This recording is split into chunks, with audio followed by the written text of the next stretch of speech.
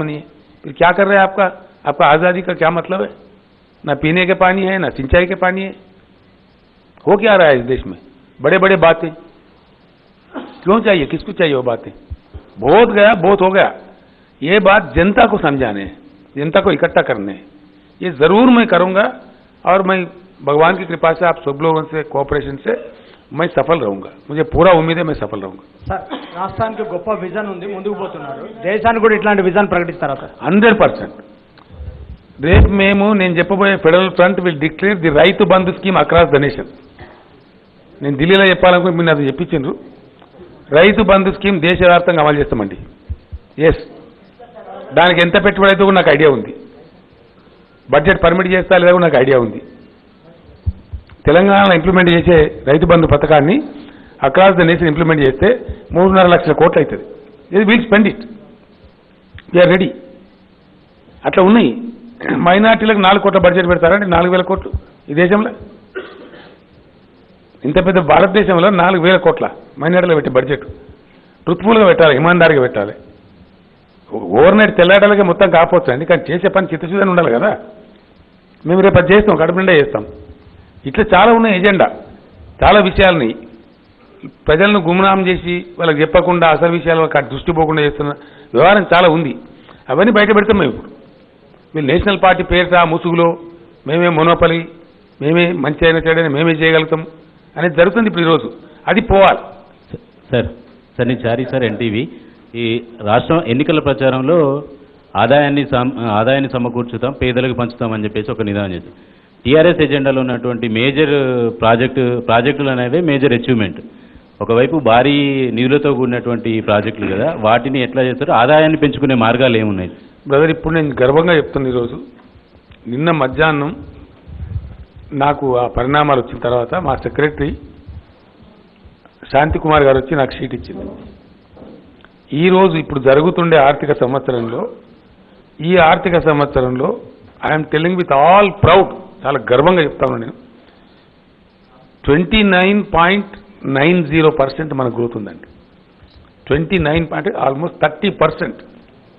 No state in the country and no country on the globe with this kind of growth. ఈ రకమైన ఆర్థిక పెరుగుదల, సొంత ఆర్థిక వనరుల పెరుగుదలలో ఇండియా మొత్తంలో ఏ రాష్ట్రం లేదు, కనీసం మన సమీపంలో కూడా లేదు, మనలో సగం కూడా లేదు. ఎంత డిసిప్లిన్ ఉంటే, ఎంత ప్రుడెన్స్ ఉంటే ఆ గ్రోత్ వస్తుందండి. ఇప్పుడు జరుగుతుండే ఆర్థిక సంవత్సరం, ఇప్పుడు రైట్ నౌ జరుగుతుండే ఆర్థిక సంవత్సరం ఏదైతుందో 29.90 అంటే ఆల్మోస్ట్ 30% గ్రోత్ ఉంది. మనకు వచ్చే ఓన్ సోర్సెస్, మన రెవెన్యూస్, సింగరేన్ రాయల్టీ పెరుగుతూ ఉంది, మన మైన్స్ మీద పెరుగుతూ ఉంది. అట్లే మన ట్యాక్సేషన్ పకడ్బందీ జరిగే దాంట్లో పెరుగుతూ ఉంది. హెరాస్మెంట్ లేదు, ఇప్పుడు అనవసరమైన harassment. Business people are happily paying. పిచ్చి లేదు కాబట్టి లంచాలు లేవు, అట్ట పెరుగుతూ ఉంది. ఫైనాన్స్ మినిస్ట్రీ కూడా బాగా ఎఫిషియన్సీతో పనిచేస్తూ ఉంది, అట్ట పెరుగుతూ ఉంది. తర్వాత వారు అడిగినట్టుగా ప్రాజెక్టులు పూర్తి చేయడానికి చాలామంది కన్ఫ్యూజన్లు ఉన్నారు. మేము 1 కోటి ఎకరాలు పెట్టుకొని ఇనిషియేట్ చేసిన ప్రాజెక్ట్ కంప్లీట్ చేయడానికి ఇప్పటి నుంచి ఒక 70,000 కోట్లతో కంప్లీట్ అయిపోతాయండి. Another 70,000 crores. దానిలో మేజర్ కాంపోనెంట్ ఎక్స్పెండిచర్ వచ్చి పాలమూరు డిండి ఎత్తిపోతల పథకానికి ఉన్నది. ఒక 30,000 కోట్లు దానికే ఉంది. మిగిలిన అన్నిటి కలిపితే ఉంది. దానికి ఆల్రెడీ తీసుకున్న లోన్స్, నేను ఈరోజు మార్నింగే ఈఎన్సీతో మాట్లాడినా. సీతారామ ప్రాజెక్టు ఫ్రెష్ లోన్ వచ్చింది మొన్ననే 17,000 కోట్లు. అది రెడీగా ఉంది, ఖర్చు చేస్తే అయిపోతుంది. జూలైకే మేము నీళ్ళు ఇచ్చే పరిస్థితి ఉంది. ఖమ్మం జిల్లాలో మాకు సీట్ రాలేదు, కానీ నేను అనౌన్స్ చేస్తా ఉన్నా, జూలై తర్వాత వరకు కాలువ కంప్లీట్ చేసి దుమ్ముగూడెం నుంచి ఎన్ఎస్పీ ఆయకట్టుకు సాగర్ నిండకున్నా సరే మేము నీళ్ళు ఇచ్చేటువంటి అవకాశం ఉంది. అది చేస్తాం గ్యారెంటీ. అగమేఘాల మీద బహుశా నేను 2-3 డేస్ తర్వాత నేను పోతున్నా. ఈ మధ్య చాలా గ్యాప్ ఉంది కాబట్టి నేనే పర్సనల్గా ప్రాజెక్ట్ సైట్స్ కూడా వీలైతే మిమ్మల్ని కూడా తీసుకెళ్తాం. కొంతమందిని అవకాశం ఉంటే ఒక హెలికాప్టర్ పెట్టినా మీరు కలిసే పోదాం, మనం ఎట్లా ఉన్నాయి ప్రాజెక్టులని చూసి కూడా వద్దాం. ఆ పద్ధతిలో అవి ఒక 70,000 కోట్లతో ప్రాజెక్టులు కంప్లీట్ అవుతాయండి. మీకు నేను స్పష్టంగా చెప్తున్నాను, మాకు పూర్తి అవగాహనతో ఉన్నాం. కొంతమంది అప్పులు చేసినారు అని మాట్లాడినారు. మేము చేసిన అప్పులు ఏందో, దాన్ని ఎట్లా పే చేయాలో మాకు తెలుసు, పూర్తి అవగాహన ఉంది. ఈ టర్మ్లో from now to completion by 2024 Telangana రాష్ట్రం వచ్చే పైసా పోయే పైసా లెక్క పెడితే అచ్చంగా కేంద్ర ప్రభుత్వం మనకు అనుకూలంగా లేకపోయినా 10 లక్షల కోట్లండి. 10 lakh crores will be the receipt and expenditure by the government of Telangana. మాకు అంత పూర్తి అవగాహన ఉంది. మేము దానిలో 2,40,000 కోట్లు అప్పు కట్టాలి ఈ 5 ఏళ్లలో. అందులో మళ్ళీ మాకు 1,30,000 కోట్ల ఎలిజిబిలిటీ వస్తుంది కట్టిన దానికి. అది మనకే ఉంటుంది. కట్టాల్సింది 2,40,000 కోట్లైనా మళ్ళీ ఒక 1,30,000 మనకి ఎలిజిబిలిటీ వస్తుంది. సో ఇట్లా మీకు మొత్తం ప్రతి నయా పైసా మీద ప్రతి దాని మీద అంచనా ఉండి ఏ విధంగా ఏ స్కీమ్ తీసుకొని పోతామనే దాంట్లో మేము పోతున్నాం.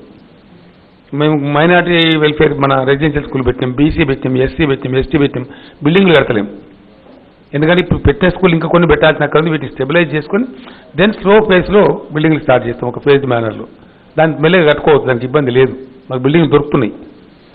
అట్లా అంటే ఒక మంచి ప్లానింగ్తో పర్ఫెక్ట్గా ఈ రాష్ట్రాన్ని ఏ దశకు తీసుకుపోవాలో ఆ దశకు తీసుకుపోవడానికి అన్ని రకాల ప్రయత్నాలు చేస్తున్నాం. పవర్ సెక్టర్కి మనం మంచి రిలీఫ్ వచ్చింది, బ్రహ్మాండంగా ఉన్నాం. ఈరోజు అమ్ముతున్నాం అంటే మనం అమ్ముతలేము. వాళ్ళతో రెసిప్రికేషన్ ఎంఓయూ చేసుకున్నాం రాజస్థాన్తో, వాళ్ళకి ఇస్తున్నాం. రేపు మన లిఫ్ట్ స్టార్ట్ అయినప్పుడు వాళ్ళు మనకి ఇస్తారు కరెంట్.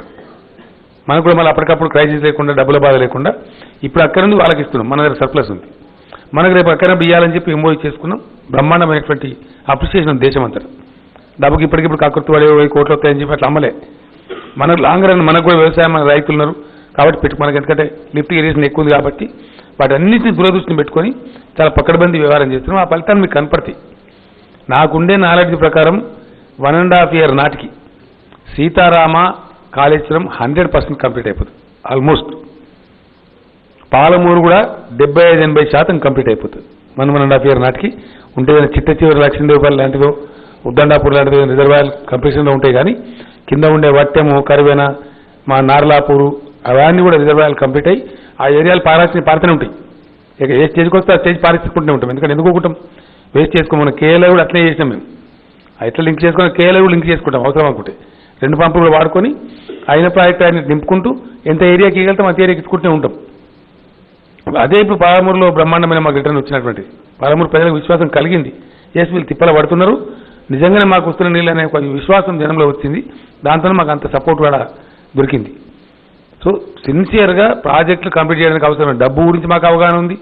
దాన్ని ఆల్రెడీ సమకూర్చినాం. నిన్ననండి నేను చెప్తాను, నిన్న ఆయన రిటైర్ అవుతున్నాడు పాపం ఆర్ఈసీ ఆయన చైర్మన్. నిన్న ఫోన్ చేసి నాకు నేను ఈవినింగ్ కంగ్రాచులేషన్స్ మిస్టర్ రావు, నేను ఒక 15 నుంచి 16,000 కోట్లు కావాలంటే ఇస్తాను, మీకు దేనికి కావాలో చెప్పండి అని అడిగాడు. నేను సీఎం అయినాక అంటే నా రిజల్ట్ వచ్చిన తర్వాత 2-3 గంటలలో good news for the whole state వల్ల ఒక 15 నుంచి 16,000 కోట్లు ఇచ్చేస్తా, ఒక గంట లోపల ఇచ్చేస్తా.